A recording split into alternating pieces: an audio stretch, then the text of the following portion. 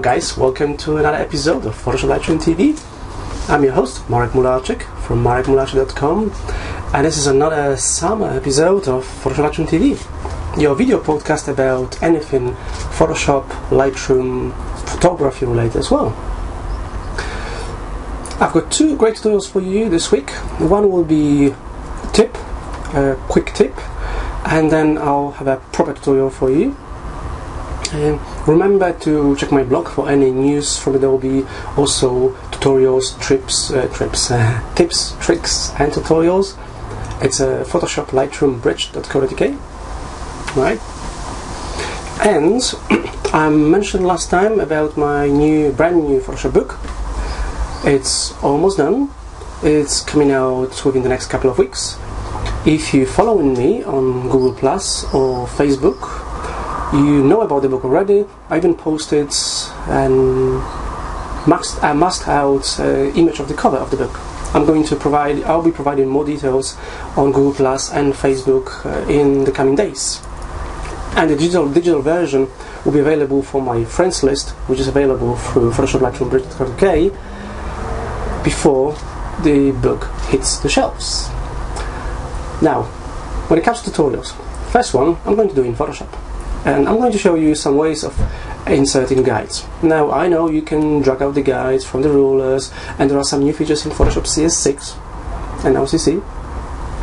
But I'll show you another way on how to insert a guide exactly where you want it on the page in Photoshop. Now, let's say you're working on design and you want to position a guide. Let's say in the center, right? As an example here, or maybe 1/3. Now, obviously, the first thing we need to know is we need to know how wide or how tall the image is. We could use image size.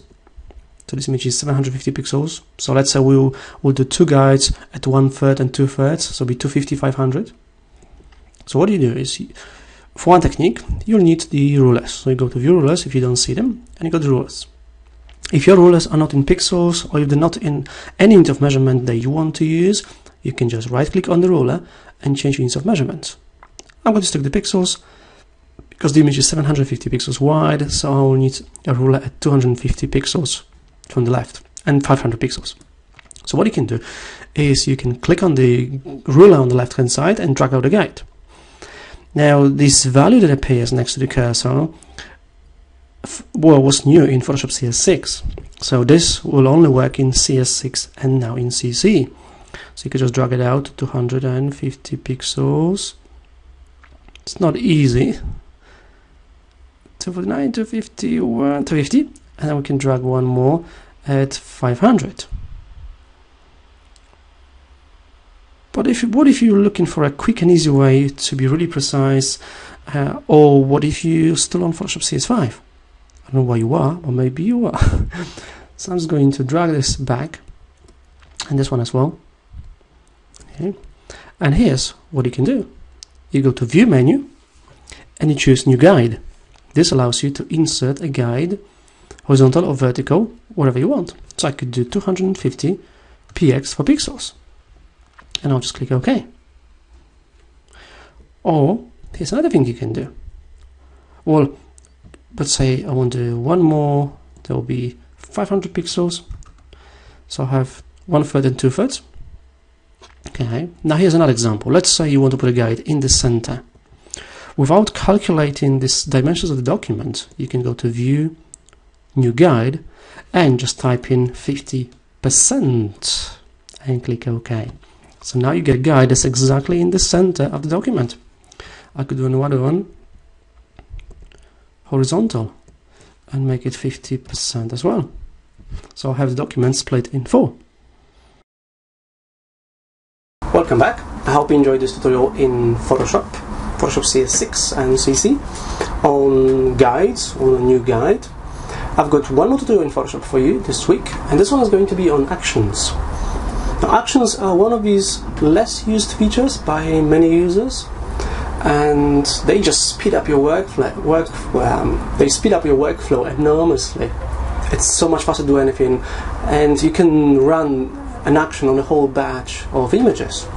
So you can just sit and relax, and Photoshop will do whatever you want, because you can save anything as an action. You just register what you're doing in an action and then rerun it on a number of images, and Photoshop will do whatever you want.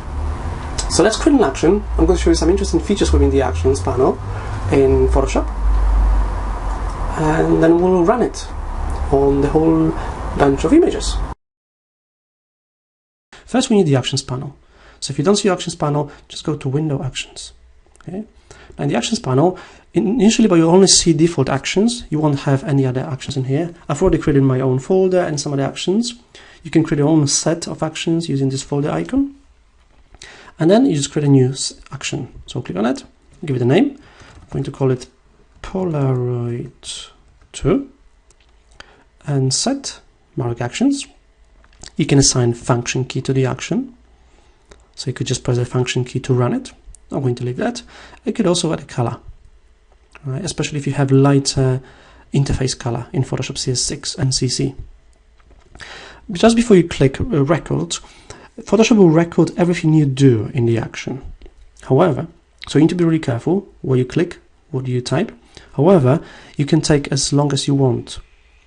It doesn't record the timing of the actions, so you can take your time. So I'll click record. The record button is turned on, so now we'll start recording action. So I'm going to open an image, maybe this one. Okay, it's recording open command. Okay, next I'm going to expand the canvas. So go to image, canvas size. I'm going to keep the anchor in the center. I'm going to expand it by 10%. So change the units of measurement to percent, and I'll change it to 110 by 110. Okay, center, canvas extension color white is fine. We'll click OK. I'll expand it once more. So go to image, canvas size again. Again, percentages. But this time just expanding the height by, let's say, 40%. So I'll do 140%. I'll keep the anchor on the top in the center. And I'll click OK. So far so good. Now we'll add some text. So I'm on a text tool. I'll just click and start typing.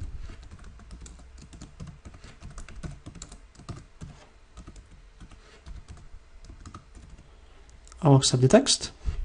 So we've got a make text layer. I'm going to alter it. So I'm going to make a regular, or maybe even change the font family. Let's see what we've got in here.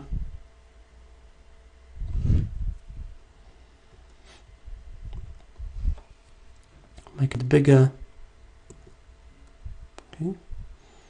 And I'll center it. So go to selection tool, move tool, select the text layer and the background layer, and using options bar, I'll center it. It's good. Okay. And finally, I'll save it. So go to File, Save As. I'm going to save it with a different name. Copy as a JPEG. I'll hit Save. Quality maximum, and I'll click OK. And then I'll close the file. Well, actually, we can stop the action now. Well, I'm going to close the file. No, I've saved it already. And we'll stop the action. Now to test it, we can open an image and run the action. Just run the action. So if I open an image, so now I'm going to test it to run the action. I'm going to open a file. I'll use the same image. Just zoom out. You highlight the action and you click the play button, and it runs. It does what you've recorded, excuse me, and that's the image. I'm not going to save it, so I'm going to close that. Now, if you want to run it on a whole bunch of images, what you do is you go to File, Automate Batch. You choose your set and the action. For the source, you can use the folder or open files. I'm going to use the folder. You can pick a folder you want to use. Let's say photos, maybe these ones. Override action open commands, yes. So it doesn't ask you every time it opens the image. That's fine. Suppress file open the options dialog box, so you don't have to click whether you want to convert the image color space or not. Color profiles. Then save it close, probably not. I'm going to use a folder. I'll click choose, and I'll maybe make a folder on a desktop. Export. Okay. Override action series command, yes. For arrows, I would use lock arrows to file instead of stopping, and I'll put it on the desktop. Arrows. Just create a file. I'll save that, and you click OK, and it will run through all the images and save them into the folder. And that's how you work with actions in Adobe Photoshop. Welcome back. I hope you enjoyed this tutorial as well. I hope you enjoyed tutorials. If there's anything you want me to create in terms of tutorials, any techniques, or if you have any questions, let me know. I'll be happy to create a tutorial for you. I put it here on the Photoshop Lightroom TV. Just drop me an email. You can contact me either through my Google Plus page or Facebook page. Or you can just drop me an email from my website at marekmularczyk.com. Right. I hope you enjoyed this. I hope you enjoyed these tutorials. And this was Photoshop Lightroom TV. I'm your host Marek Mularczyk from marekmularczyk.com, and I will see you soon, probably next week. Thank you for watching. Thank you for stopping by. Bye bye.